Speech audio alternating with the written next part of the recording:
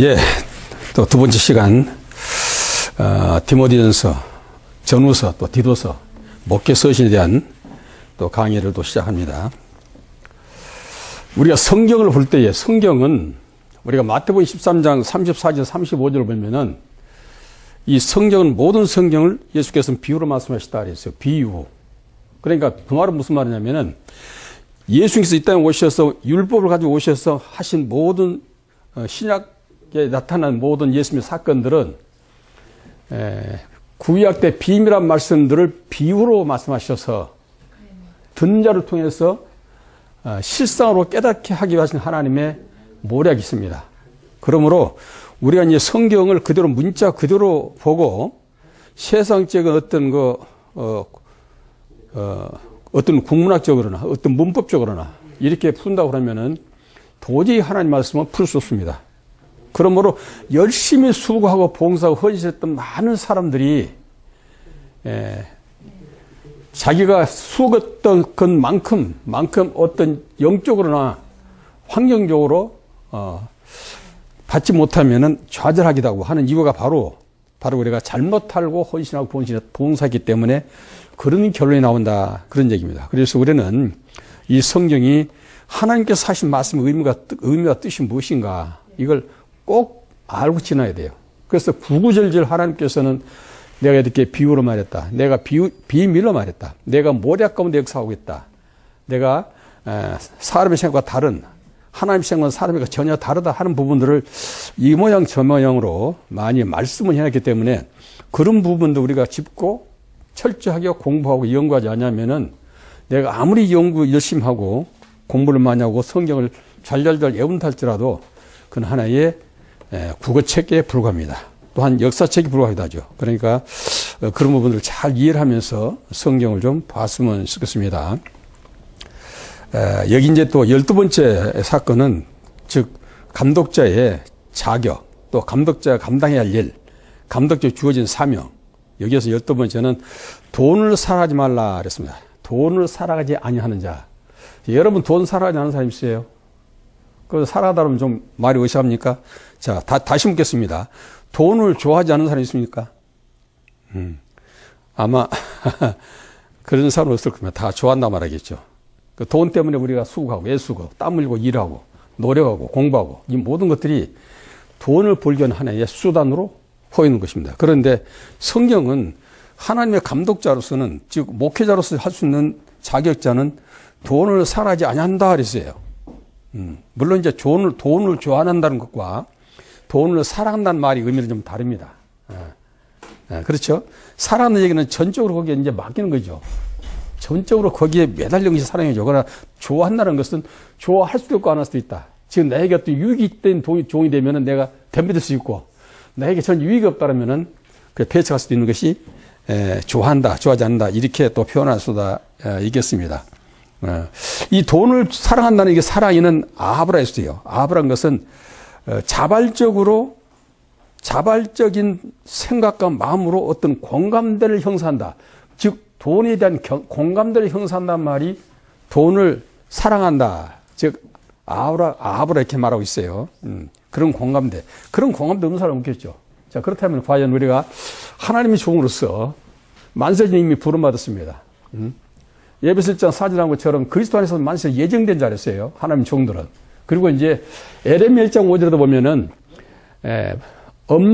엄마의 태 중에 잉태하기 전부터 나는 너를 선지자로 구별했다 했습니다. 그러니까 하나님의 종으로 기름 부은 자들은 그냥 우연히 되는 거 아닙니다. 열심히 공부도 된 것도 아니고 하나님께서 만세전에 이미 예정하시고 택하셨다. 그럼 어디서 택했냐? 그리스도 안에 택했다는 겁니다. 예수 안에 택했다는 얘기 아니에요. 이걸 잘 아셔야 돼요. 그리스도 안에서 택한 자들이다. 즉 사랑 가운데 택한 자들이다. 그런 얘기입니다. 그러니까 사랑 가운데 택한 자들이기 때문에 온전히 하나님의 종들은 사랑 안에서 녹여져야 됩니다. 사랑 안에서 그냥 물러져야 됩니다. 사랑 안에서 완전히 세워져야 됩니다. 그런 사랑을 하나님께서 요구하고 계신 겁니다. 그런 사람을 하나님께서는 감독자라 또 목사로 세웠다 이렇게 말하면 되겠습니다. 그 다음에는 경건한 가정을 이루는 자. 물론 가정이 경건하겠죠. 천방지축으로 만들겠죠. 어떤 목적과 뜻이 있으면 완전히 거기에 뜻과 목적에 합당하게 가정을 이끌어가고, 근데 또 자녀들 이끌어가고, 막 그래야 되겠죠. 그런데 사실은 그것도 쉽지 않은 일들입니다. 왜냐하면 쉽지 않은 일이라는 걸 왜 그러냐면은, 자, 하나님의 자녀들은 창세 3장 15절을 보면은, 여인의 후손을 잉태하기까지는 엄청난 고난과 고통이 따릅니다. 자, 여인의 후손을 통해서 마귀의 머리가 깨질 것인데, 그걸 알고 있는 마귀가, 그 지혜로운 마귀가 하나님의 하나님께서 원하는 하나님의 종들이 세워지는 것을 과연, 눈만 뜨고 보고 싶겠냐, 그런 얘기죠. 강력한 태클이 날 것입니다. 그래서 하나님의 종들은 근본적인 것은 고난과 핍박이 따를 수밖에 없습니다. 우리가 산상수에도 봤던 것처럼 참으로 하나님의 종들은 많은 고난이 따릅니다. 그리고 환난이 따릅니다. 그리고 지금까지 계속적으로 우리가 역사를 통해서, 이 역사를 통해서 보더라도 선지자나 또 이렇게 예수님의 제자들이나 모든 종들이나 하나님이 쓰신 종들은 지금까지 평화로운 정말 안전한 삶을 사는 사람이 별로 없다. 이걸 우리가 직감하셔야 됩니다. 그래서 우리가 베드로전서 3장 17절에도 선을 행하는 것, 선을 행하고 핍박받는 것, 이것이 하나님께서는 고난이다라고 이미 모습하고 놨습니다. 고난입니다. 그래서 우리가 하나님의 참 종들로 인침을 받은 자들은 강력한 사단의 태클에 의해서 우리가 고난을 당하고 핍박과 박해를 받게 되었습니다. 그래서 수많은 하나님의 종들이 또 예수님의 제자들도 순교의 반열에 들어갔고, 앞으로도 하나님 종들은 가는 곳마다 참으로 핍박과 가전 목욕을 당하고 또 박해를 받을 수밖에 없다 하는 것을 말씀을 드립니다. 그런 또 14번째는 새로 얻게 한 사람을 세우지 말라 합니다. 우리 이제 목사님 되려면은 교회를 좀 안정하게 이끌어가기 위해서 열심히 하는 사람들은 이제 직분을 세웁니다. 직분을 세우는데, 그것도 새로 얻게 한 사람, 바로 와서 신앙생활 하는 사람들은 아무리 열심히 하고 그냥 목사님 눈에 쑥 들고 그렇다 치더라도 바로 직분을 줘서는 안 된다, 그렇게 말합니다. 바로 직분을 주지 말라 그렇게 말하네요. 그 다음에 이제 15번째는 교회 밖의 사람들에도 선한 인정을 받는다, 선한 증거를 받아야 된다 그랬습니다. 아까도 5절에도 전 시간에도 말씀드렸지만은 외부로부터도 세상으로부터도 선한 증거를 받아야 된다. 즉 인정받은 사람이 된다. 많은 사람들이 지탄받고 그런 사람들은 좀 곤란하다는 얘기죠. 그런데 오늘날 참 죄송스러운 얘기지만은 하나님의 종들이 많은 참 이렇게 돈과 명예와 권세를 지은 종들은 그 이상 더 많은 것을 바라기 위해서는 어떻게 되죠? 결국 지탄받는, 세상으로부터 지탄받는 일을 많이 하고 있습니다. 그런 부분에 대해서 우리가 또 뭐 크게 태클을 걸 이유는 없습니다만은 마지막 때 되면은 하나님의 종들이, 진리에 서는 종들이 많이 없어질 것이다. 그러므로 우리가 누가복음 18장 8절에도 인자가 세상을 올 때 믿음을 보겠느냐, 믿음을 보겠느냐, 믿는 자가 아닙니다. 믿음을 보겠느냐, 그런 말씀하시는데, 우리가 믿음이라는 것은 예수 그리스도가 믿음이라 했어요. 정말 예수 그리스도 화한 자, 예수 그리스도와 같은 자, 예수 그리스도로 아주 무장된 자, 그런 자들을 내가 보겠느냐, 이런 말씀이 되겠습니다. 그래서 그 말씀은 극히 적다는 얘기죠. 극히 적은 무리 가운데서 하나님께서는 그들을 통해서 하나님 구속사를 마지막까지 이끌어 갈 것이라는 것을 하나님 이미 만세전에 설계하시고 계획을 해 놓으셨기 때문에 그 설계는 어느 누구도 변경할 수 없습니다. 히브리서 1장 13장 15절 보더라도 거기도 보면은 이 모든 설계와 모든 되어진 일들은 내 이름으로 맹세했다고 성경 말하고 있습니다. 그래서 이름으로 맹세한 그것을 어느 누구도 변경할 수 없다라고 로마서 9장에도 분명히 우리에게 말씀하고 있는 거 볼 수 있습니다. 집사 직분을 해보겠습니다. 집사의 자격은 8가지 있어요. 8가지 언급을 했는데, 첫째, 단정해야 된다. 단정하다는 즉 존경받을 만하고 또 뭔가 하여튼 본받을 만하다, 이런 뜻이 됩니다. 단정하다. 그랬는데 단정하다는 말은 그 디아코노스로 해가지고 좀 뭐랄까요, 섬길만 하다, 또 그 사람을 시중들만 하다, 이런 말도 있어요. 그러니까 이게 원어를 찾아오면은 도저히 어떤 말씀을 여기에 붙여서 말씀을 해서 해야 될 것인가 하는 것을 고민할 때가 있습니다. 시중들만 하다. 그렇죠. 악한 사람 같으면 시중 누리겠습니까? 시중 준다는 얘기는 그 직분자를 최선으로 최소한 내가 협력하고 돕고 하는 모든 일들이 시중이 되겠죠. 그것은 신뢰를 하기 때문에, 믿을만 하기 때문에, 내 영적 스승으로서 내가 정말로 같이 따를 만한 그런 조건이 되기 때문에, 그렇기 때문에 그렇게 말한 것이다라고 생각한다면은 그것도 이해가 됩니다. 시중들만 하다. 그런 의미가 되어 있고, 섬길 수 있다. 섬김을 하고 싶다. 섬기고 싶다. 그런 의미가 이제 되겠습니다. 단자가 담 말이. 그 다음에 이제 일구연 하지 말래요. 일구연. 한 말로, 한 입으로 두 말 하지 말라는 얘기인데, 자, 그렇습니다. 요즘, 목사님들은 거짓말 안 하겠지만은, 선의의 거짓말이라는 말을 가끔 써요. 목사님들도. 선의의 거짓말. 그렇죠. 저도 그런 일이 있습니다. 어느 목사님 댁에 가는데, 음식을 잘 사모님이 준비해서 갖고 왔습니다. 그리고 사실 내 입맛은 안 맞아요. 안 맞는데 어떻게 됩니까? 그 목사님, 아이고, 우리 사모 음식 맛 괜찮지? 물어보는데 여러분 같으면 어떻게 하겠어요? 여러분 같으면 어떻게 하겠어요? 아이고, 저 입맛이는 안 맞는데요? 확인하자고 말이죠. 사실은 안 맞습니다. 안 맞는데, 아이고, 음식 솜씨 참 훌륭합니다. 정말 맛있습니다. 잘 먹었습니다. 막 그렇게 말하지 않겠느냐? 어떻게 보면 이것도 선의의 거짓말이 되겠죠. 그런데 성경은 일구현하지 말라. 그것은 일구현 한다는 얘기는 그런 의미는 아닙니다. 그런 의미고 내게 어떤 유익을 위하여 거짓말한 거죠. 부말한 거죠. 내게 어떤 유익이 떨어졌을 때 상대방의 유익을 구한 것이 아니라 내게 어떤 유익이 됐을 때에 말을 바꿔서 다른 말 할 수 있다는 얘기죠. 이건 해서는 안 된다. 그렇게 보시면 되겠습니다. 그 다음에 더러운 일을 탐하지 마라. 더러운 일을 탐하지 말라. 얼마서 부정한 방법으로 돈을 번다거나 그런 거 있잖아요. 요즘 그런 게 있습니다. 내가 일본에 얘기할 필요는 없겠지만은 우리가 이제 하나님이 종이다. 좀 목사님 가정이다. 장로입니다. 권사입니다. 막 그런 가정에서 그 더러운 이익을 위해서 참 세상 사람들의 지탄받을 수밖에 없는 그런 일을 서슴지 않고 일하는 분들이 있어요. 돈 버는 것들이야. 개같이 벌어서 정승처럼 쓴다. 이런 말도 있어요. 그럴까요? 과연, 물론 돈에는 어떻게 벌었다고 하는 그런 절차가 기록되지 않습니다. 그냥 세종되면 세종도가 얼마 무슨 배추빨이 그렇게 말하죠. 이 돈이 어떻게 벌린 돈이다라고 그 출처를 기록해 놨지 않기 때문에 막 그렇게 말할 수 있겠지만은 그러나 하나님께서는 그걸 다 정확히 보고 계시겠죠. 그래서 더러니 하나님께서 원하지 않은 그런 방법으로 돈을 요구한다거나 또 내가 돈 때문에 하여서는 안 될 사기를 한다거나 또 어떤 경우는 내가 정말 사례비가 적기 때문에 내가 목표를 안 한다거나 얼른 와서 두 군데 나왔습니다. 두 군데 나왔는데 거기를 어떻게 내가 선택하느냐 두 군데 어느 한 군데 선택에 따라서 내가 사례비를 많이 받은 쪽으로 해야 되겠다 한다거나 이런 부분에 대해서는 우리가 하나님 편에 볼 때 어떤 것이 옳은 것이 하는 것을 분별할 수 있는 그런 지혜로운 자가 되어야 된다. 그래서 더러운 일을 탐하지 말아야 된다라고 얘기하고 있습니다. 우리가 디모데후서 4장 3절에 보면은 마지막 때 되면은 많은 사람들이 사욕을 쫓는 스승을 많이 있는데요. 사욕을 쫓는.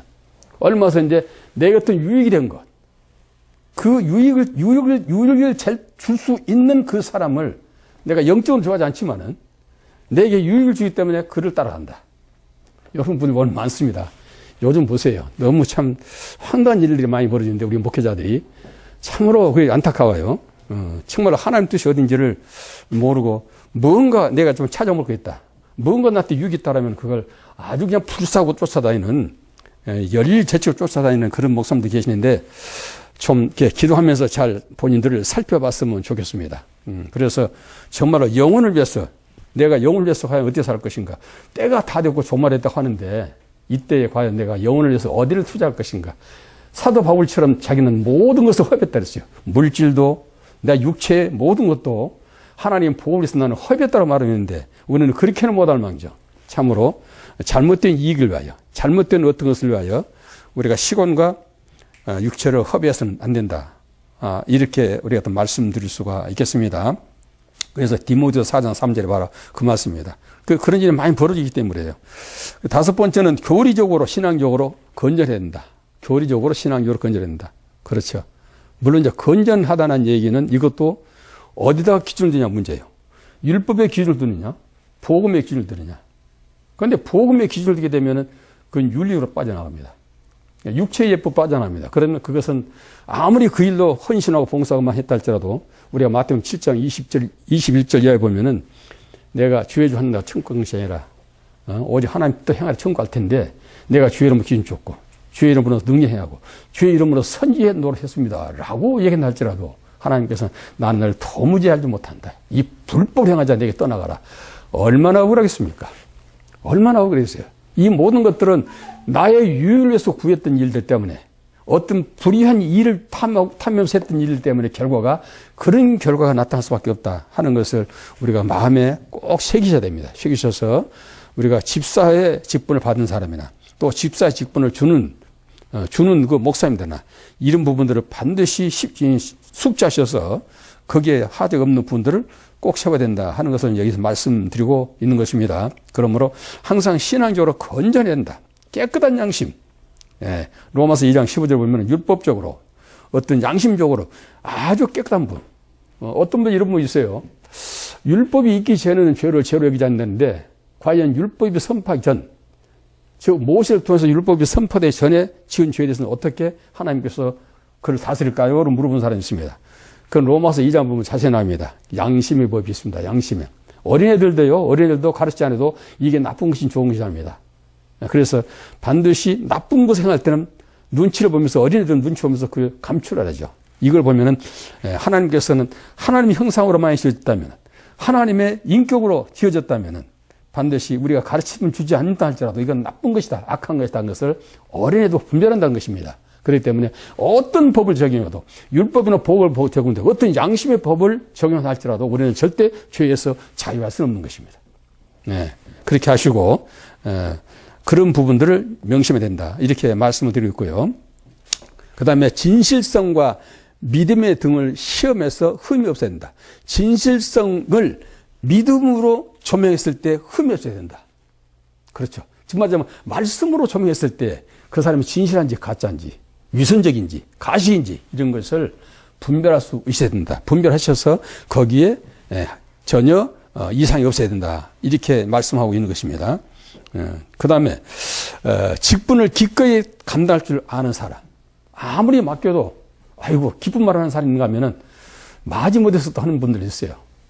물론 이제 겸손한 마음으로 아유 제가 그런 자격이 못 됩니다. 나는 집사 받을 자격이 안 됩니다. 그래서 거절할 수도 있겠지만 그것은 거절한 것이 아니에요. 하나님께서 하나님의 종이 기도하면서 어떤 직분을 줬을 때는 반드시 하나님의 명령이 있다고 생각해야 되고 만세전부터는 하나님 종으로 부름받았다는 것을 알고 겸손을 받아들여야지 겸손을 가장한 교만이 우리 사이에 많이 또 우리 교회사에서 많이 팽배해 있다 하는 것을 우리가 알아야 됩니다. 그런 부분도 참작해야 된다 그런 얘기입니다. 그래서 기쁨으로 나 같은 죄인을 내가 무슨 힘이 있다고 내가 무엇을 사랑했다고 나 같은 죄인을 이런 귀한 직분을 주십니까? 하고 오히려 하나님과 감사하면서 엎드릴 수 있는 그런 사람을 하나님이 기뻐하신다 그런 얘기입니다. 그런 사람들이 줘야 된다라고.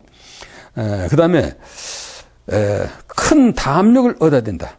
이런 직분을 받을 수 있는 사람들은 아주 큰 담력으로 나가야 된다. 그 말은 무슨 말이냐면 세상 모든 만사가 내 힘으로 된 것은 없습니다. 무슨 세상 사람들은 내 힘으로 내 실력으로 내 노력으로 됐다고 그러죠. 그러나 하나님께서 맡겨진 사명, 하나님께 주신 직분은 하나님께서 힘을 주시고 일을 줄 때는 반드시 힘을 주시고 지혜를 주시고 명철을 주신다는 얘기죠.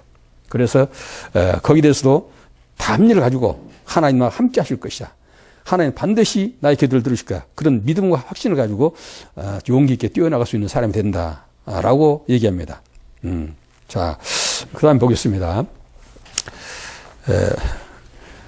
본 서신의 기록에 대한 기록의 목적에 쓰는 전번에 말씀드렸어요. 물론 이제 사도 바울이 직접적으로 그 살아간 아들 디모데를 직접 만나서 대화할 수 없고 그 당시 그 잘못된 사상을 이룬 즉 영주주의자의 판을 치는 그때에 직접 가서 복음을 전해야 되지만은 그렇지 못한 그런 상황, 즉 옥에 갇히는 그런 사건 속에서 기록한 말씀들이 이렇게 이 서신서로 되어 있는 것인데 그래서 서신 쓴 것이다라고 말씀을 드렸습니다.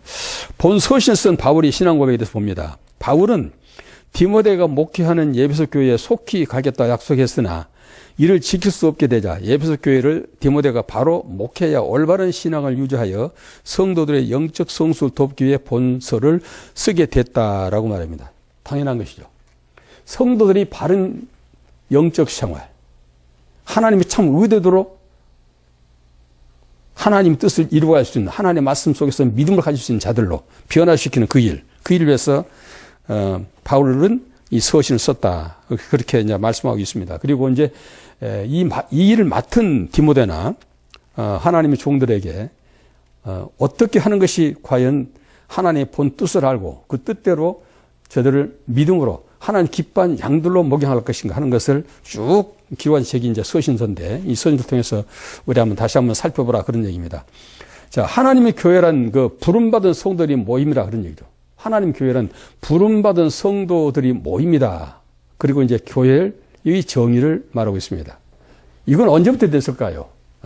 성경 보면은 만세전부터 이미 하나님의 설계가 교회가 하셨다. 이렇게 되어 있어요. 만세전부터. 우리가 이제 사도행전 5절에 보면은, 예수님의 제자들이 그 예수님의 복음, 즉 성령 받고 나서 복음을 전할 때에 그 바리새인과 서기관들과 그 대제사장들 끌려가서 심한 매를 맞습니다. 매를 맞고 그 뒤로 돌아서면서 하는 날이 그 나와 있어요. 만세전에 이미 우리가 모여서 예배하고 기도한 것까지도 만세 이미 기록된 것이다. 그리고 우리가 매 맞고 고난받는 것도 이미 기록된 것이다. 그러므로 우리가 기뻐한다. 그러므로 기뻐한다고 말했어요.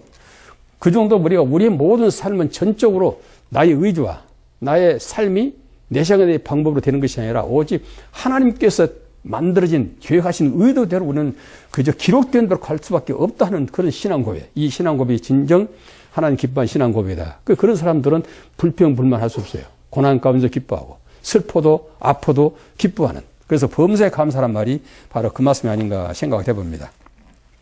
예수님에 대해서 이제 그들은 어떻게 설명했냐면은 예수님은 참 인간이시다 그랬어요. 참 인간. 참 인간이다. 하나님이여 참 인간이다. 자, 그런데 우리가 이제 내가 이제 창세기 강의할 때도 그런, 작년에 그런 설교를 많이 했습니다만은, 하나님께서는 인간이신 하나님, 사람이신 하나님, 인자라면 사람이신 하나님이라는 뜻이죠. 하나님의 성품과 형상을 입고 오신 사람, 이런 뜻도 되겠는데, 그 하나님께서 결국은 아버지로부터 모든 권세를 부여받았어요. 또 아버지가 친히 그 안에 오셔서 아버지 일을 하고 계신다 그랬어요. 우리가 이제 예수님 그러면 예수님이 성부, 성자, 성령에서 삼위 중에 가운데 성자이시다. 그렇기 때문에 예수님 다 자기 임으로 모두 할 수 있을 것이다라고 생각합니다. 그러나 성경 그렇게 말하고 있지 않아요. 성경은 왜 요한복음 14장 10절에 보면은 아버지가 내 안에 계셔서 아버지가 친히 나를 통해서 일하고 계신다. 나를 통해서 자기 일을 하고 계신다. 이렇게 나오고 있어요. 그리고 이제 성령도 우리가 요한복음 16장 13절을 보면은 성령도 자유로 말하는 게 아니라 모든 기록되어서 보고 들은 것은 자유로 하는 것이 아니라 아버지께서 친히 하신 말씀 내가 하고 있는 것이다라고 해요. 그러니까 성령도 성자도 결국은 아버지께서 친히 기록된 창세전에 즉 만세전에 기록된 대로 이 땅에 육체에 오셔서 하고 계신다. 그런 얘기입니다. 그렇다면 말씀을 받은 종들도 마찬가지죠. 말씀 받은 종들도 내 입으로 말하면 안 됩니다. 충분히 기도하고 강구해서 하나님 주신 말씀대로 하나님이 이끄신 대로 우리가 좋든 싫든 그 일을 할 수 있어야 된다. 만약에 아까 오지런 잠깐 이제 우리 한복사님 얘기했지만은 자 베드로였는데 베드로에게 내가 우리가 목숨을 드린다이다. 이구동성으로 다 줄려서 목숨을 드리겠나이다. 바치겠나이다. 그래요? 정말로 그래? 네가 다 굴기 전에 두 번, 세 번 나를 부인할 텐데? 아닙니다. 목숨을 드리겠습니다.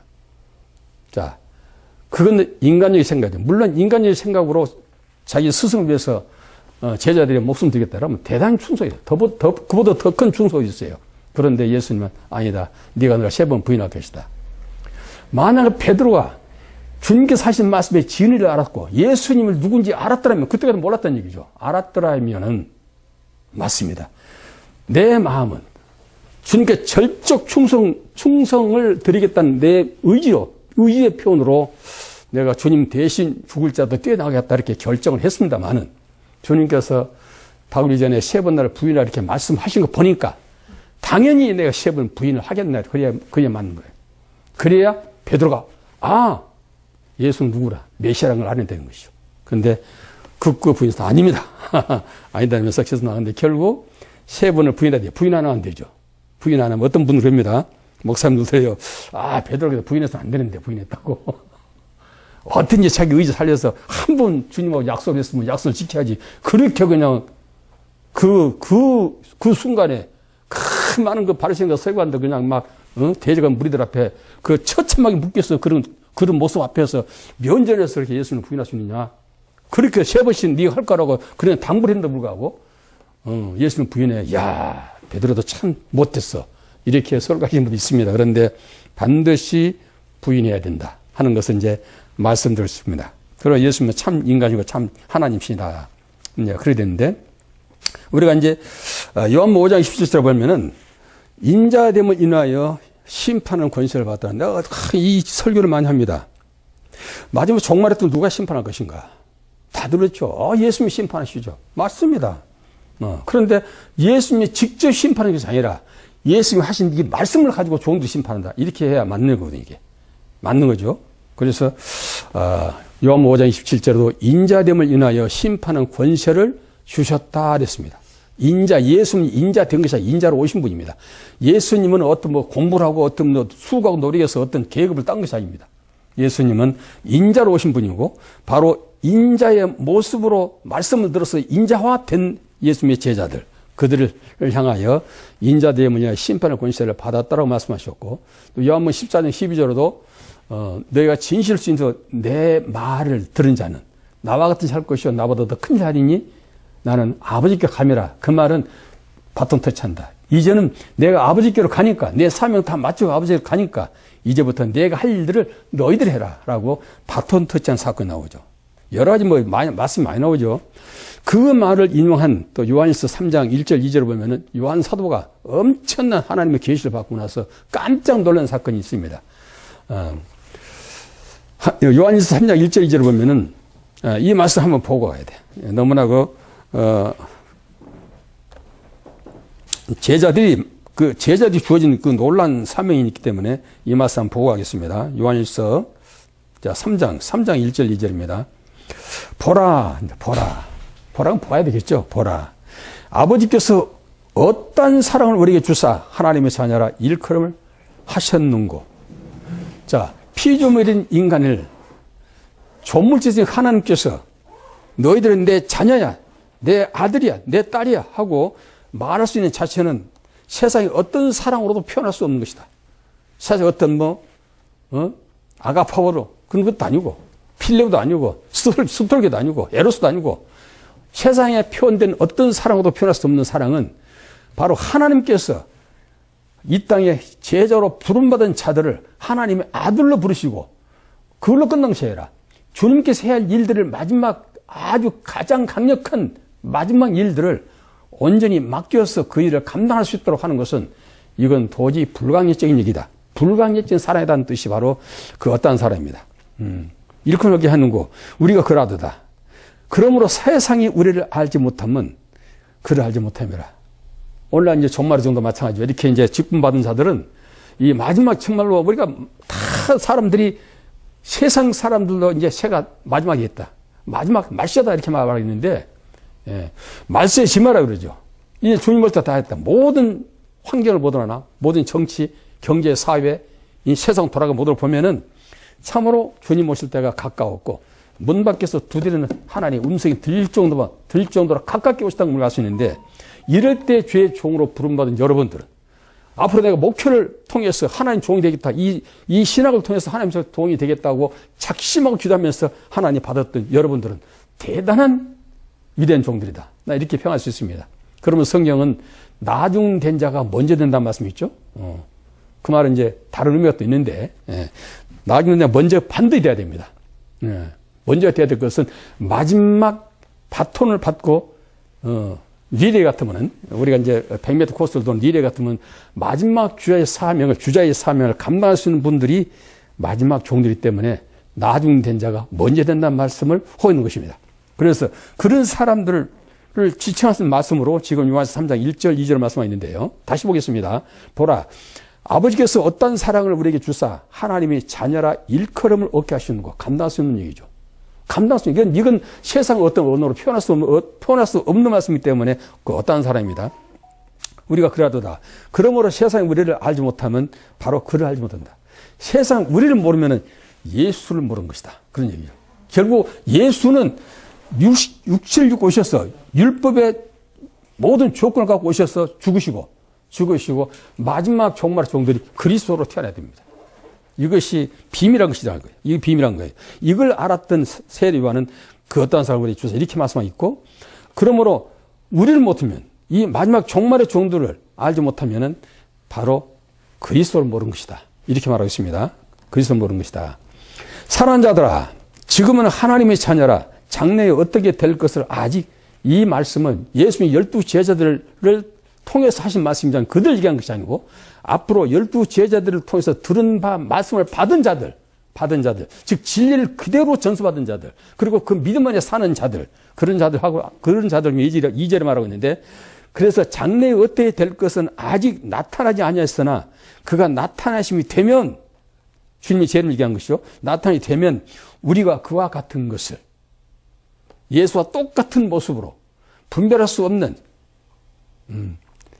사도 요한이 봤을 때도 인자 같은 이로밖에 말할 수밖에 없는 그런 모습으로 너희들이 보게 될 것이다. 그런 얘기죠. 그래서 그들을 통해서 마지막 때는 모든 사역이 진행될 것이고 심판의 권세를 받고 행하게 될 것이다. 라고 요한계시록 20장 4절에도 그렇게 분명히 우리에게 말씀하고 있습니다. 그러므로 인자 같은 이로 등극하기 위해서는 바로 인자 같은 이로 뽑힌 이 종말의 종들이 오늘 말씀 듣는 여러분들 중에 여러분이 그런 위치에 서 있어야 된다 하는 얘기를 말씀드리고 싶은 것입니다. 감히 말씀드린 것이죠. 그래서 참 복되다. 여러분들 참 복되다 이렇게 말씀드릴 수 있겠는데요. 이런 자들은 천사들도 삼한답니다. 천사들도 살펴보기로 삼한다. 베드로서 1장에 나오죠. 천사들도 살펴보기로 삼한다. 어느 때 어느 시에 올 것이 하는 것을 베드로 자신도 계시를 통해서 그걸 알게 되는데, 이 또한 천사들도 어깨 너머로 이렇게 살펴보고 있다는 얘기입니다. 왜? 그들도 모르기 때문에. 물론 이제 마태복음 24장 32절 36절에 보면 말씀 나오죠. 그날은 아버지도 모르고, 그날은 천사도 모르고 아들도 모르고 아버지만 아신다 그랬어요.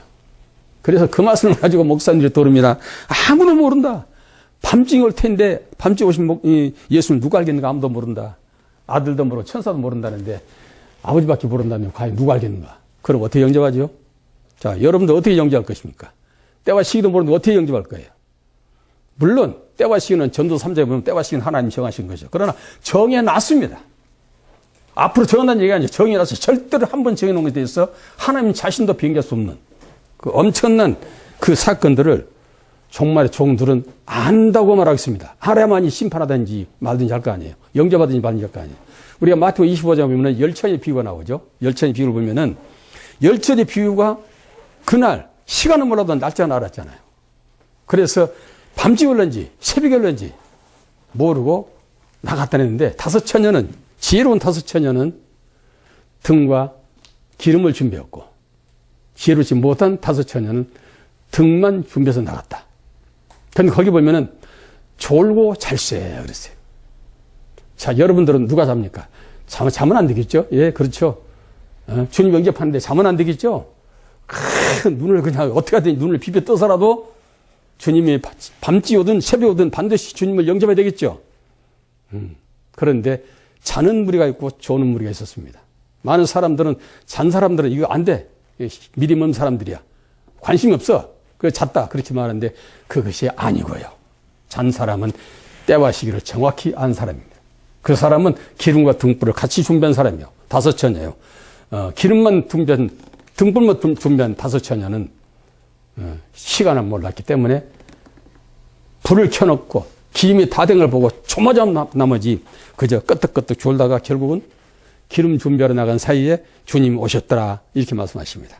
우리는 성령이 인도받지 못하면 기름 준비를 못한 자입니다. 반드시 성령의 증거를 통해서 물과 피의 증거를 성령을 통해서 증거를 받아야 된다. 그렇지 않으면은 우리는 마지막 종이 반절에 이 집사의 직분도 또 목사의 직분도 감당할 수 없다는 것이 오늘 디모데전서 3장 통해서 우리에게 주신 아주 귀한 말씀입니다. 그래서 여러분들은 어떻게 하든지 내게 주어진 이 사명을 소홀히 여기지 말고 자 이렇게 엄청난 축복을 주시려고 이 마지막 때 날 하나님 부르셨고 하면서 마음의 감동과 기쁜 마음으로 항상 하나님께 바락하셔서 무릎 꿇으셔서 하나님께 더 가까이 갈 수 있는 그 뜻을 알고 달려갈 수 있는 귀한 종들이 되기를 예수님으로 부탁을 합니다. 또 오겠습니다. 천사 3만 됐습니다. 천사도 모른다는 얘기죠. 물론 뭐 아까 모른다고 말씀드렸습니다. 자, 그 다음에 이제 구원에 대한 메시지가 나오는데요. 예수님이 인류를 위해서 구원해 오셨다. 이런 분들도 있고, 또 택한 자들, 믿는 자들 구원하셨다. 여러분 어떻게 알고 계십니까? 만민 재산론, 인류 구원론 이런 말씀이 많이 나와요. 그런데 정확한 것은 만약에 예수님께서 인류 구원에서 오셨다. 그럼 예수님 실패했습니다. 실패자입니다. 그리고 인류 구원에서 오신 분 같으면은 이런 절차가 필요 없어요. 선악과도 필요 없습니다. 왜 그 선악과를 심었다고 그런 얘기를 합니까? 그 필요 없어요. 그리고 율법이 줄 필요도 없습니다. 그냥 복음으로 오시면 됩니다. 네, 이 땅에 죄를 주면 안 되겠죠. 그러든지 그냥 죄인과 의인과 같이 섞여 살자 한다면 또 모르겠습니다. 그러나 절대로 그런 일은 없을 것입니다. 그래서 이 말씀은 좀 잘못된 말씀이에요. 우리가 너무나 잘 알 말씀, 우리 유치원 때부터 배운 말씀들이 요한복음 3장 16절 18절이에요. 하나님이 세상을 이처럼 사랑하사 독생을 주신 이런 저를 믿는 자마다요.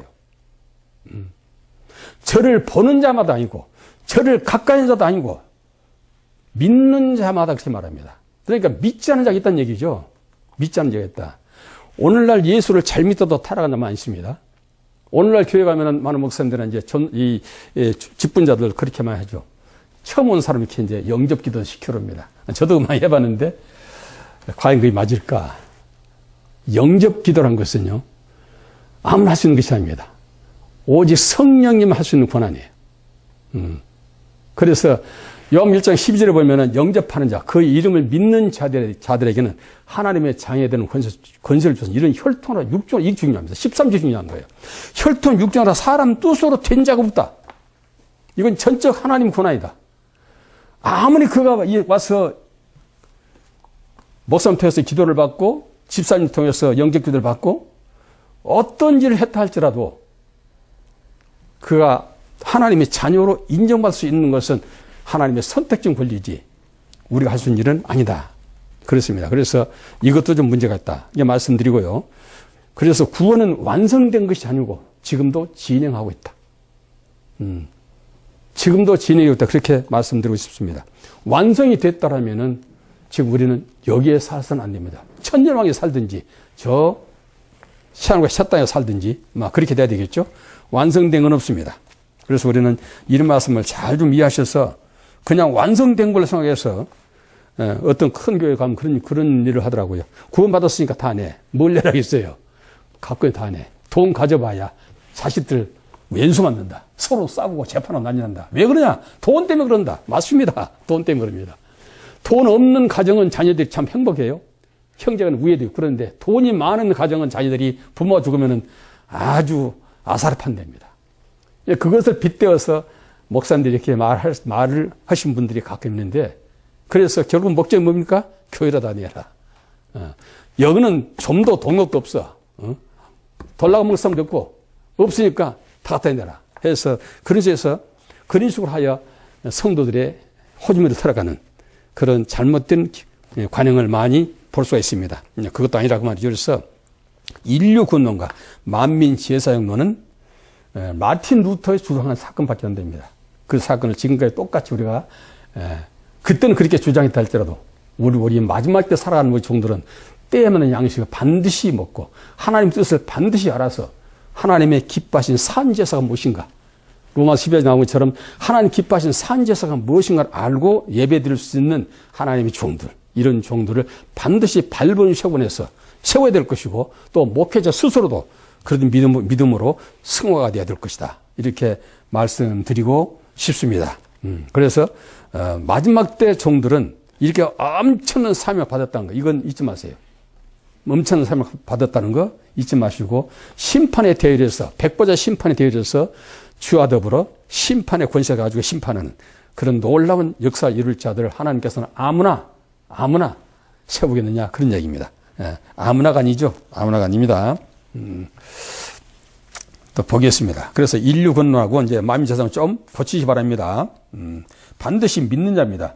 그리고 18절 보면 말했어요. 믿지 않는 자 이미 심판을 받았다 했어요. 믿지 않는 자를 이미 심판을 받았다. 만인 제사장은 인류 구원이라면 한 사람도 지옥 갈 자가 있으면 안 됩니다. 한 사람도. 근데 왜 오늘날 예수 믿고 구원받아 영생 이를 자가 과연 몇이나 될까요?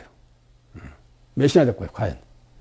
극히 적은 무리만이 구원과 영생을 얻을 수 있다라고 말할 수 있어요. 그리고 이제 구원과 영생에 대해서 조금 다른 말씀이 있는데 우리가 이제 구원받았다. 합니다. 구원. 제가 이제 중서 선교할 때 제가 항상 그 얘기를 합니다. 딱 가면 그래요. 구원받아서 손들으세요. 그래요. 집회 첫 시간 찬양 부르고 굉장한데 구원받아서 손들으세요. 그러면은 한 5, 60%가 손을 듭니다. 옆에 쑥 눈치 보다가 가만 기다리고 있으면은 한 7, 80% 손들어요. 거의 한 90% 손들죠. 한 10% 정도는 내 같은 사람이 어떻게 구원받을 수 있나 하고 땅만 쳐다보고 앞에 강사를 쳐다보지 못한 그런 사람들도 있습니다. 그럼 그렇게 얘기하죠. 손든 사람 일어서세요. 그럼 뭐 크게 뭐 축복기도 할 줄 알고 아주 기쁨만 일었습니다. 그러나 그 다음 말이 참 기가 막히죠. 돌아서서 집으로 가세요. 여기는 구원받지 못할 사람들만 말씀을 통해서 예수를 소개하려 합니다. 이렇게 얘기하죠. 그러면 이제 얼굴이 밝아집니다. 기분 나쁘다는 얘기죠. 그런 걸 보면서 오늘날 많은 사람들이 그저 믿기만은 구원받았다. 믿기만은 구원받았다 하는 그런 식으로 가르쳐서 많은 성도들이 지옥 가게 만드는 열심 충성 봉사하고 결국 망하는 길을 가게 하는 그런 불상사가 엄청나게 벌어졌다 하는 것을 여러분들에게 말씀드리고 싶은 것입니다. 그러므로 구원은 바로 이루어진 것이 아니라 구원은 잘하는 것이다. 잘하는 것이다. 라는 걸 얘기했어요. 바울도 그랬습니다. 내가 구원 얻었답니다. 아니, 이뤘답니다. 아니라 오직 예수께 붙잡힌 바 된 것을 잡으려 쫓아가만 했어요. 그러니까 주어진 사명도 내가 완성한 것도 아니고 구원 받은 것도 아니고 사명 완성한 것도 아니고 오직 예수께 잡힌 바 된 것을 잡으려고 쫓아간다. 그렇게 말씀하겠습니다. 그래서 우리가 사루 3장 2절 보면은 믿음은 모든 사람의 것이 아니라 했어요. 믿음은 모든 사람의 것이 아닙니다. 그리고 사도행전 13장 48절을 보면은 영생을 얻기로 작정된 자들만 믿더라 했어요. 아까 그랬죠. 믿는 자만 구원이에요. 믿는 자만. 우리가 잘 가르치셔야 돼요. 아까 디다케 얘기 드렸는데 이 가르친 자가 잘못 가르치면은 참으로 천국 갈 수 있는 자가 천국 못 가는 경우도 있겠다는 생각도 듭니다. 물론 만세전에 이미 하나님의 백성으로 정해진 자는 하나님께서 어떻게 하든지 그를 천국으로 이끌어 가겠죠. 그것이 이제 요한복음 6장 40절, 39절, 40절 말씀인데 아버지께 내게 주신 자 내가 하나도 잃어버리지 않냐고 마지막 날에 반드시 살리겠다 하나님 약속이 있죠. 그 약속은 하나님께서 스스로 비행기할 수가 없는 말씀이죠. 그래서 그 말씀만 믿으면 되긴 되는데 어쨌든 우리가 이 말씀의 의미를 잘 알고 지도자들은 또 태감받은 자들은 반드시 그런 사명감을 가지고 일할 수 있어야 된다라고 말씀드렸습니다. 그래서 요한복음 3장 18절은 믿지 않는 자는 이미 심판을 받은 것입니다. 이 거론할 필요 없어요. 성경에 기록된 모든 사건들은 믿음을 가지고 구원받을 자를 향한 메시지지 믿지 않고 이미 심판받을 자들은 얘기한 거 아닙니다. 그래서 우리가 잘 알고 말씀드려야 되겠다. 이렇게 말씀드린 것 같고. 그리고 로마서 8장 29절 30절 보면 이미 예정됐다. 예정된 자들을 하나님께서 영화롭게 하시다고 말씀하십니다. 그래서 예정됐던 사건. 또 에베소 1장 4절도 바울이 다메섹에서 예수님께 붙잡힌 바 돼가지고 그래서 결국은 그가 아라비아 광야에서 3년 동안 강력한 정말 구약성 들어가서 기도하면서 받은 바 계시를 통해서 열심으로 책을 썼던 사도 바울도 만세 전에 그리스도 안에서 내가 예정됐다고 말씀드렸고 또 에레미야 1장 5절에도 에레미야 선지자도 내가 복진을 지키기 전에 너를 선지자로 구별했다 이렇게 말씀입니다. 그러니까 예정된 자 이미 하나님의 기름부음 받은 자들은 이미 만세 전에 예정됐다는 걸 아셔야 돼요. 그래서 사명감이 있어야 되고 그래서 참말로 내가 목숨을 걸어서 이 사명 감당했다는 강력한 투지와 의지가 우리 안에서 발동할 수 있다는 얘기예요. 오다 가다 그냥 재수없어 걸린 거 아니에요. 응? 물론 요셉도 뭐 예수님 만나서 대시 십자가를 졌지만 그도 오다 가다 그냥 재수없어 걸린 거 아닙니다. 그도 다 하나님 앞에 예정된 자라는 것을 우리가 아셔야 됩니다. 그래서 아무나가 구원받은 거 아니다. 그런 말씀을 반드시 말씀을 해두고 싶고요. 그리고 요한복음 6장 45절에도 예수께서 말씀하십니다. 아버지께 배운 자들만 내게로 온다. 아버지께 배운 자들만 내게로 온다. 누가 아버지께 배웠어요? 누가? 누가 배웠냐고 말이죠. 그런데 예수님은 분명히 말씀하십니다. 아버지께 듣고 배운 자들만 내게로 온다. 아버지께서 내게로 이끌지 않으면 아무도 내게로 수 없다. 그렇게 말씀하세요. 그러므로 주님께서는 생명체 기록된 자들, 즉 누가복음 10장 20절에도 하나님의 말씀은 생명체 기록된 자들, 또 계시록 21장에도 보면은 생명체 기록된 자들만 구원을 받을 것이다 이렇게 말해요. 그러니까 여러분의 이름 여름에 하나님의 종으로 기름 부음 받은 자들은 분명히 생명체 기록된 자들이라고 확신합니다. 그래서 그런 종들로 부름받았으면은 세상과는 이제는 인연, 육체적인 것은 인연을 끊어야 되겠죠. 자기의 소유를 다 팔아라. 아까 말씀드린 소유를 팔아. 뭘 팔아요? 재산 팔아요? 재산을 소유로 말합니까? 그게 아니죠. 재산을 팔아라는 얘기 아니에요. 부자 청년이 마태복음 19장 부자 청년이 그것을 몰라가지고 예수님이 떠나버렸습니다. 아, 재산 다 팔아서 가난한 주고 나를 따르라. 그럼 내가 하늘의 부활을 주게 무슨 소리요? 평생 내가 먹지도 못하고 아주 그냥 아껴서 재산 이만큼 읽어놨는데 내 형제를 주란 것도 아니고 내 자손을 주란 것도 아니고 아니 가난한 자를 주고 날 따로? 나는 못해. 그래서 근심하며 떠나더라. 그래서 결국 예수님을 떠나버린 그런 사건 뭡니까? 몰랐어요. 하나님 말씀 뜻이 몰랐어. 네. 우리가 여러분들은 잘 읽어갑시다. 참으로 그냥 대강대강 넘어가지 마세요. 반드시 하나님의 말씀이 뜻과 의미가 있으니까 그 말씀을 반드시 알고 찾아서 물어서라도 말씀을 또 기도해서 하나님께 받더라도 말씀을 반드시 알고 찾아서 증거하는 또 그런 종으로 쓰임받는 그런 종의 얘기를 예수님으로 축원합니다. 마쳤습니다. 감사합니다.